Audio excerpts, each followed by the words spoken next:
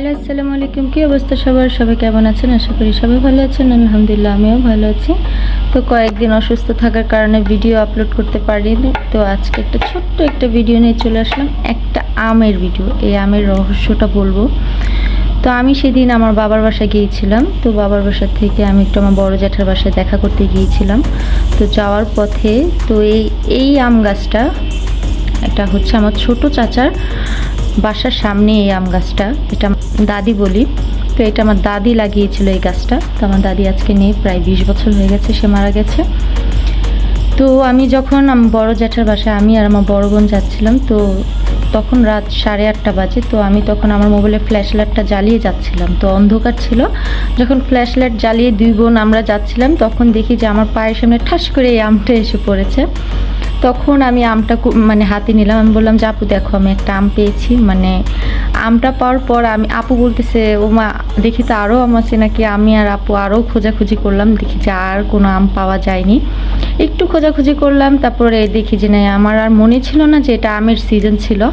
পরে আমি আপুকে বলছিলাম যে আপু, এখন যে আমের সিজন, এটা তো আমার মনে ছিল না। যদি জানতাম তাহলে তো বিকাল টাইমে এই বাসায় আসতাম। এদিকে আসলে অবশ্য এখান থেকে, মানে আমরা যেখান থেকে আমটা পেয়েছি, এক চিপা গলির থেকে, সেইখান থেকে কয়েকটা আম পাড়াই যাবে।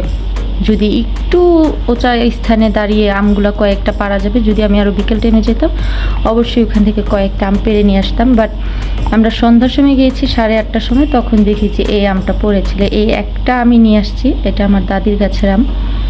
তো এই আম গাছটা আমার ছোট চাচার বাসার সামনে আমার দাদি লাগিয়েছিল। তো এই আমটা নিয়ে আসছি। এই আমটা আনার পরে আমি চালের ভিতরে রেখেছিলাম। তো প্রায় এটা অনেকটা নরম হয়ে এসেছে, তার মানে এটা পেকে গেছে।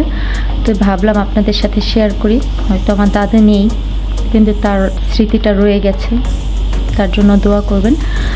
চলুন আমটা কেটে দেখি এটা পেকেছে কেমন হয়েছে। অনেক দিন পর আমি আমার দাদির গাছের আমটা হাতে পেলাম। অনেক ধরতে গেলে 2-3 বছর পরে আমি আমার দাদির গাছের আমটা আমি হাতে পেলাম। পরে আমি আর আমার আপু অনেক খোঁজাখুঁজি করলাম, বড় জেঠির বাসায় গেলাম। পরে বললাম যে জেঠি, আমি একটা আম পেয়েছি। জেঠি বলতেছে আমটা মিষ্টি হবে, এটা একটু চালের ভিতরে রাখবি, দেখবি যে এটা আরও মজা হবে, পেকে যাবে তখন আরও ভালো লাগবে।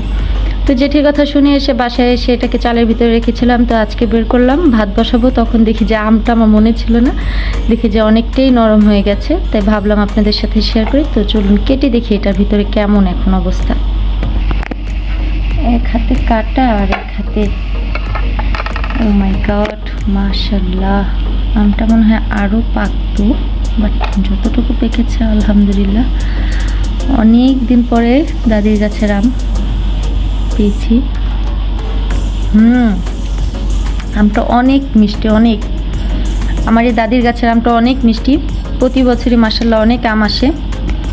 তো সবাইকে, ছোটো কাকি সবাইকে ভাগাভাগি করে দেয়। তো আমরা প্রায় 2-3 বছর ধরে খাই না আম। মানে আমার দাদির গাছের আম খাই না। আমের সিজনে অবশ্যই আমাদের বাসায় আম থাকে, বাট আমার বাবার বাসা থেকে আমটা আসে না। তো আগে বাসায় থাকলে খাওয়া হতো, বাট এখন খাওয়া হয় না।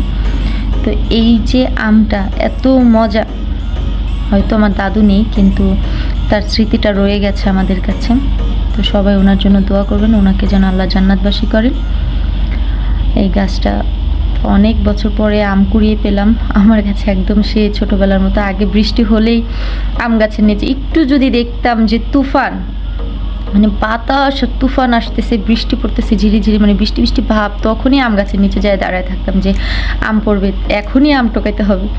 পরে আম টোকানোর জন্য নিচে দাঁড়ায় থাকতাম। তো অনেক দিন পর, প্রায় 2-3 বছর পর, হঠাৎ করে আমার পায়ের কাছে এই আমটা পেয়েছি। মানে আমার কাছে খুব ভালো লেগেছে। আমার সেই অতীতের সেই ছোটোবেলার কাহিনী মনে হয়ে গেছে। আমার বড় বোন আর আমি মোবাইলের ফ্ল্যাশ দিয়ে খুঁজছিলাম যে দেখি আরও আম আছে নাকি, আরও আম আছে নাকি। পরে আর পাইনি, একটা আমি নিয়ে আসছি। তো এটা আমার নসিবেই আছে, এর জন্য আমার বড় বোন পায়নি। তো আমি যদি বিকেলবেলা যেতাম, অবশ্যই আমটা আমি আরও 3-4টা পেরে নিয়ে আসতে পারতাম। বাট আমরা তো বিকেল টাইমে যাইনি, আমরা রাত্রে গিয়েছিলাম, তখন দেখি আমার পায়ের কাছে। তো এই তো আমটা কাটলাম, কিছুটা গল্প আপনাদের সাথে শেয়ার করলাম, আমার দাদির গল্প।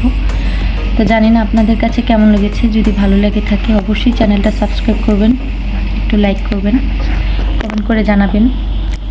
আপনাদের কাছে কেমন লাগলো। তো সবাই ভালো থাকবেন, সুস্থ থাকবেন, আর আমাদের জন্য দোয়া করবেন। আজকের ভিডিও পর্যন্ত, আল্লাহ হাফেজ।